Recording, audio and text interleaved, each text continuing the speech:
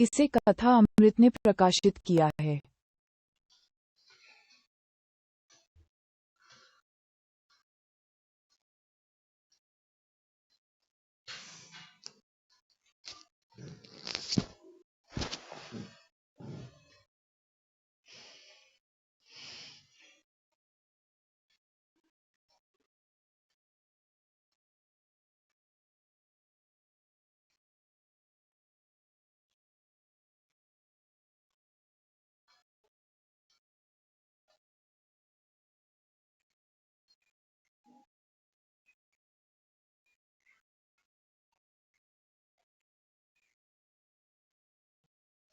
Honesty story in Hindi. Surajpur नगर में एक सोने का व्यापारी था। उसका नाम था हरि सिंह। वह सोने के गहने बनाकर बेचता था। वह सोने में मिलावट नहीं करता था।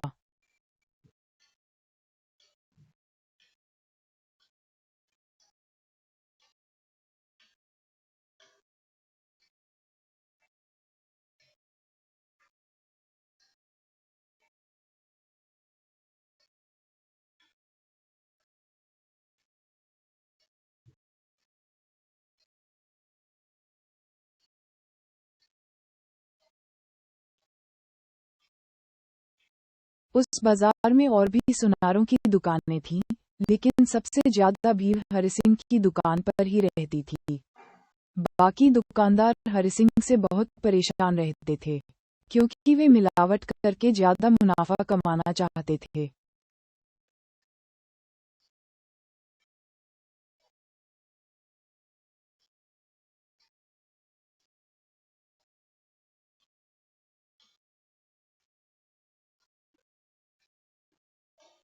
एक दिन हरि सिंह रात के समय अपनी दुकान बंद करके घर जा रहा था।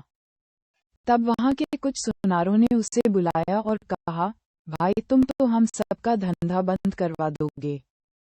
तुम भी हमारी तरह सोने मिलावट करके मोटा पैसा बना सकते हो। इतनी ईमानदारी से तुम्हें मिलता ही क्या होगा।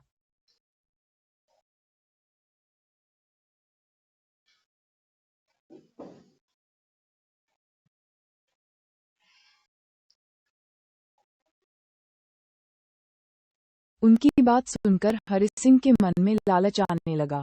वह यही सब सोचता हुआ घर पहुंचा। घर पर उसकी बेटी, जिसकी उम्र 5 साल थी, वह आकर अपने पिता के गले लग गई।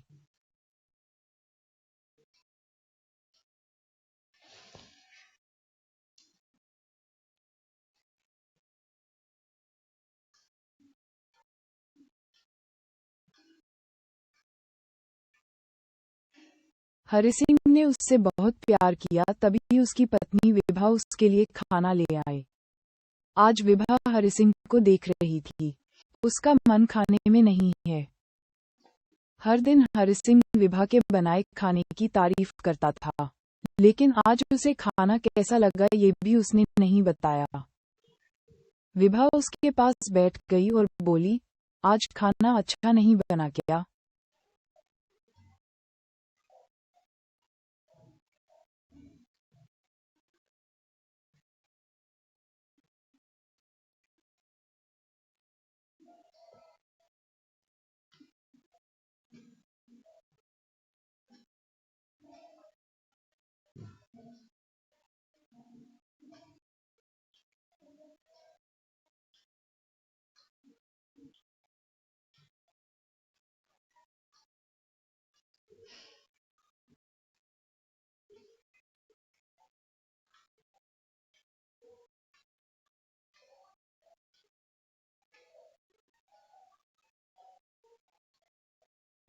हरि सिंह जैसे किसी नींद से जगा, उसने कहा, नहीं नहीं, खाना तो बहुत अच्छा है। शायद मेरा ध्यान ही कहीं और था। विभा, मैं तुमसे कुछ बात करना चाहता हूँ। तुम मेरी हालत जानती हो, हम लोग केवल अपने खर्चे ही चला पाते हैं। ऐसे में मेरे साथ के दुकान वाले पहले से बहुत अमीर हैं, क्योंकि वे सोने में मिलावट करते हैं। जिसका पता ग्राहक को कभी नहीं लगता। इस तरह वे उस गहने की 4 गुना कीमत वसूल कर लेते हैं। विभा बोली, आप साफ साफ बताइए बात क्या है।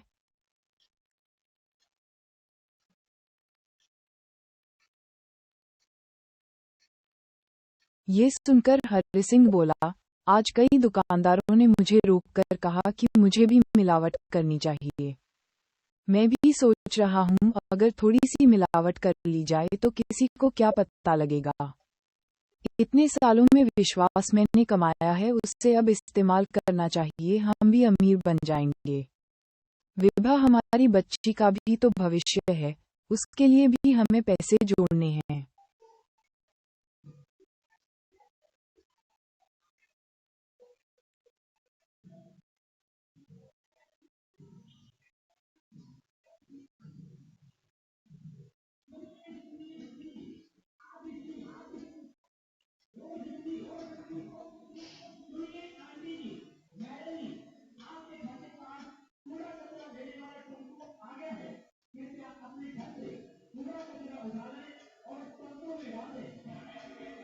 विभा यह सुनकर बहुत आश्चर्यचकित हो गई। उसने कहा, मुझे समझ नहीं आता, आज तक आप बिल्कुल ईमानदारी से चलते थे, आप पर लोग भरोसा करते हैं, आज आपको क्या हो गया?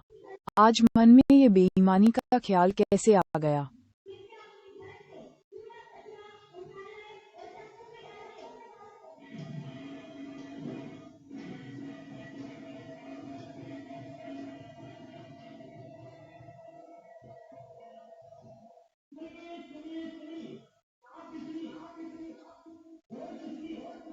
हरि सिंह ने झुझलाते हुए कहा, अरे तुम तो कुछ समझ ही नहीं रही हूँ। हमें अपनी बच्ची के भविष्य के लिए ये काम कर लेना चाहिए। कुछ साल ऐसा करके हमारे पास पैसा आ जाए, फिर हम ये सब नहीं करेंगे। ये सुनकर विभा को बहुत गुस्सा आया। उसने कहा, क्या आप अपनी बच्ची को चोरी के पैसों से पाल पोस कर बड़ा करेंगे? ये तो सही नहीं है। लेकिन हरि सिंह अपनी जिद पर अड़ा था। वह अब किसी भी कीमत पर अमीर बनना चाहता था। उसने विभा से आगे बात करना ठीक नहीं समझा और चुपचाप खाना खाकर सोने चला गया।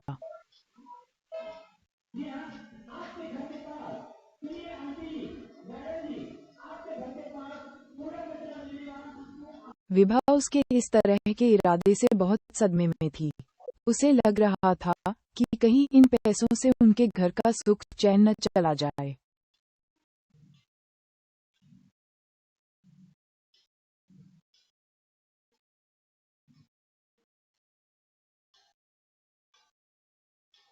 अगले दिन हरि सिंह दुकान पर गया और अपने कारीगर से सोने के जेवर में मिलावट करने के लिए कहा। कारीगर ने थोड़े से तांबे की मिलावट करके जेवर बना दिए।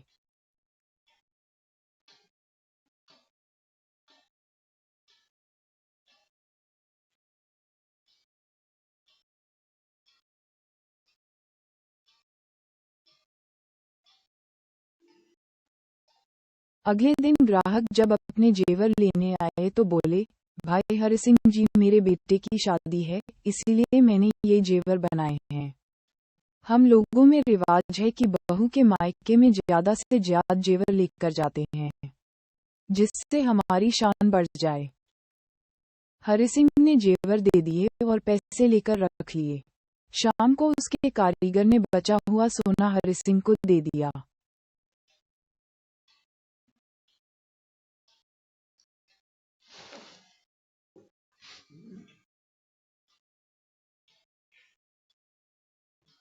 हरि सिंह सोना लेकर घर आ गया।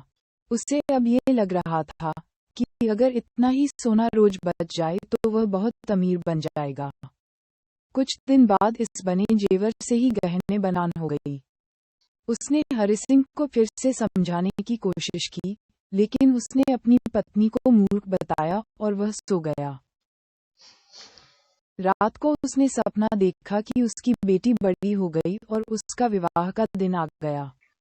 जिस दिन उसका विवाह था, उसी दिन हरिसिंह की चोरी का पता लड़के वालों को लग जाता है और वे बारात वापस ले जाते हैं।